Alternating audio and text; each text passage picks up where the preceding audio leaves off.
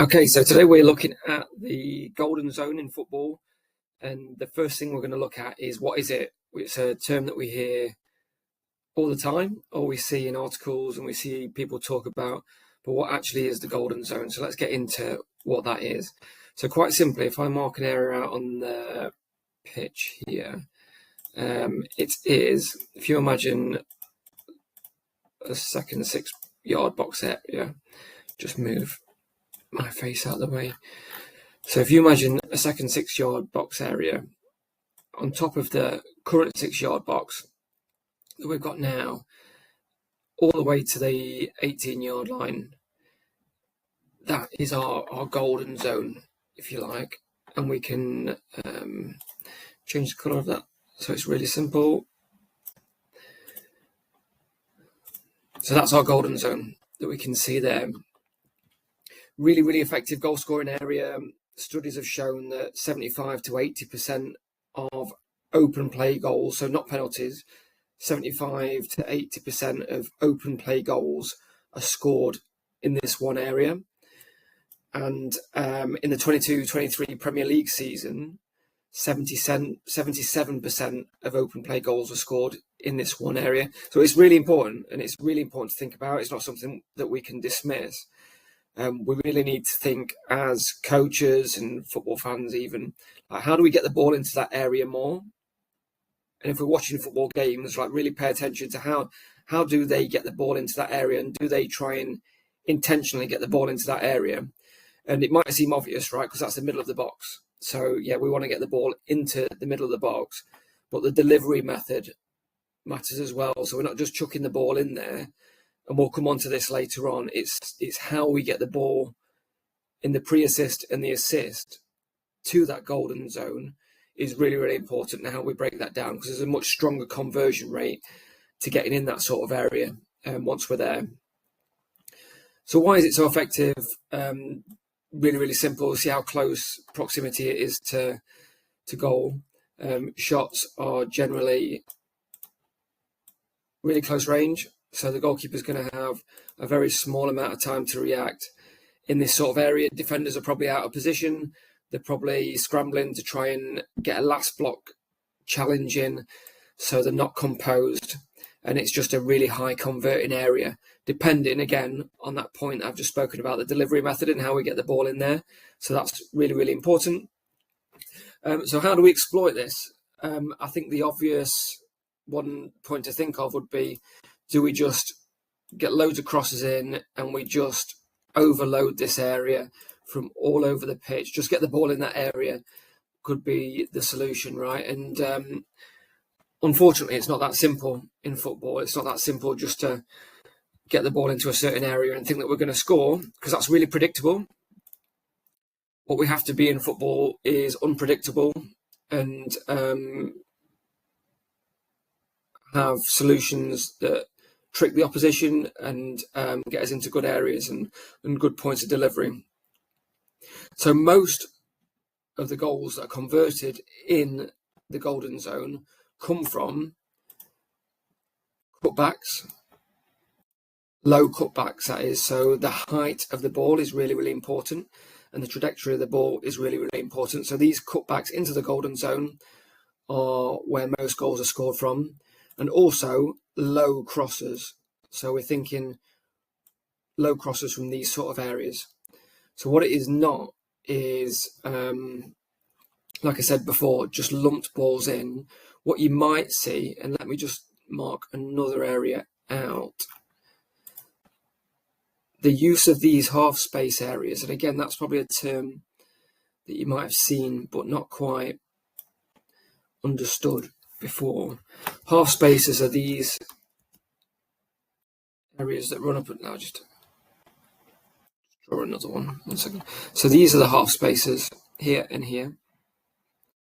That's not exactly perfect, but that's half space there. So these are our two half spaces, and these are really vital entry points before we get into the golden zone. And these are really important parts of the pitch anyway. You'll see Kevin De Bruyne uses these areas of the pitch really, really well. And if I just take some of these cross lines off, what you might see Kevin De Bruyne doing is he will get himself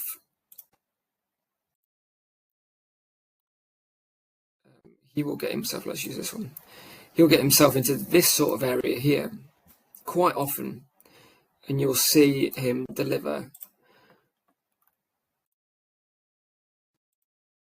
fantastic crosses that come around the back of the defence here and are generally converted. That's a terrible line, but you'll see him get into this sort of area and whip a first time or off a second touch, he'll get a cross right around the back of the defence into this golden zone area, but they'll be low most of the time. They won't be lofted.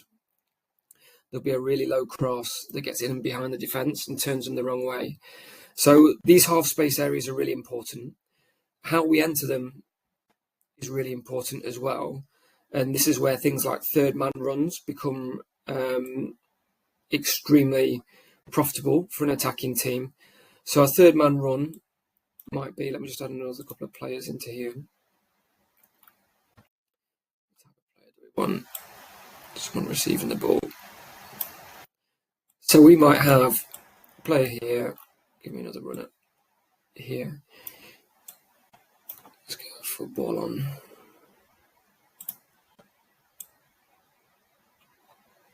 So we've got a football here at his feet. So, third man run. If this player here, let's pretend this is Kevin De Bruyne. If he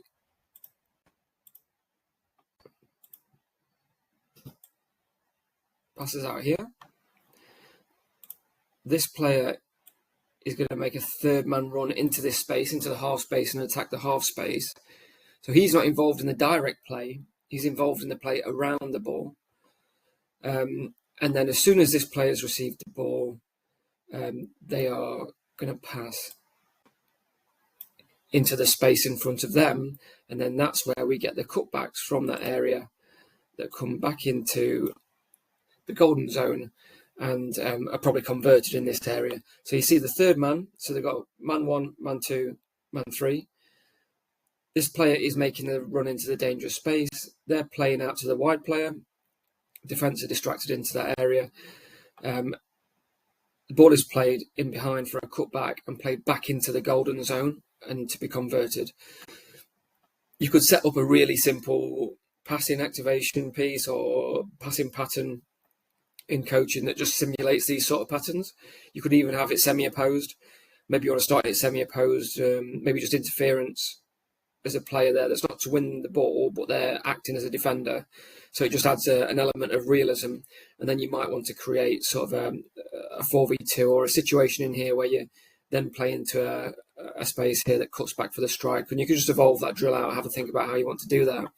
But simulate these sort of situations over and over again to get third man runs into the half spaces to cut back, which is probably going to be converted. Now, some stats around why do we prefer cutbacks over lofted crosses.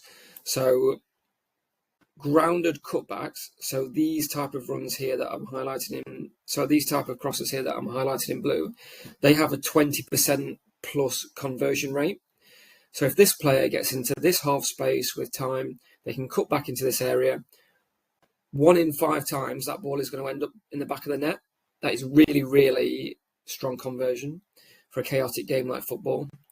Low crosses, which would be something coming from this sort of area, a low cross into the box, they have a lesser conversion but still successful. And lofted crosses, which might come from this sort of area, just trying to get a header on the ball or just trying to get a touch on the ball, they have a less than 5% conversion rate. Okay, so you can see our preference to get the ball, if we want to score goals, so our game plan is that and our game model is that we want to get the ball into the golden zone area. We're going to strategize for that. We're not going to just let football ensue. We're going to strategize on how we want to get the ball into the golden zone. So then we have to strip it back and think, what's the best mechanic or the best vehicle to get that ball into that area? It's not just to chuck the ball in there chaotically, because that has a less than 5% conversion rate. And if you think how many times you get the chance just to put the ball in there, that's a relatively low XG rate. what we want to do is get players into these half spaces and cutbacks from these half spaces into the golden zone to convert there, because we know 1 in 5 times that we do that, we're going to score a goal. Okay, so the more times we get into these areas here, these half space areas, the more likely we are to get goals. So our coaching and our training should be, certainly elements of it, should be designed around rewarding players to get into these half space areas, and from that point to cut back into this second 6-yard box golden zone, because we'll know we'll score goals if we do more of that. So the next question is, how do we defend it? How do we defend things like that? Well, this is where really compact low and mid blocks come in. Teams really focus on defending these areas, and if we extend this out slightly, so if I pick this, and if I just add another box on top of here, get rid of the half spaces now, some of these crosses, it's messy.